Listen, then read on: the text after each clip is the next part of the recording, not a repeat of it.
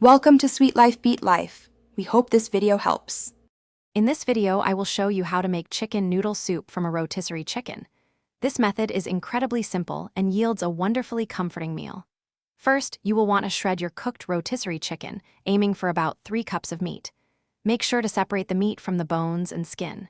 Next, dice your aromatic vegetables, such as carrots, celery, and onion, into small, uniform pieces. These will form the flavorful base of our soup.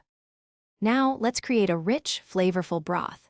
Place the chicken carcass, along with any remaining skin and bones, into a large pot.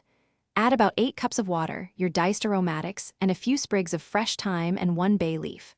Bring this to a gentle simmer and cook for at least 1 hour, or up to 2 hours, to extract maximum flavor. Afterward, carefully strain the broth, discarding all solids, and skim off any excess fat. With your delicious broth ready, it is time to assemble the soup. Return the clear, strained broth to the pot and bring it back to a gentle simmer over medium heat. Now, add your 3 cups of shredded rotisserie chicken meat and the fresh, diced carrots and celery. Let these cook for about 5 to 7 minutes until the vegetables are tender crisp. Finally, stir in about 2 cups of your favorite egg noodles, cooking them according to package directions until they are perfectly al dente.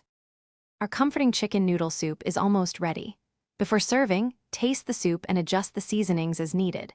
You might want to add a pinch more salt or some freshly ground black pepper to enhance the flavors. Just before ladling into bowls, stir in about 1/4 cup of fresh, chopped parsley for a burst of color and freshness. Serve your warm, homemade chicken noodle soup immediately, perhaps with a side of crusty bread for dipping. Enjoy this easy, delicious meal. Thanks for watching. Consider subscribing if we helped you.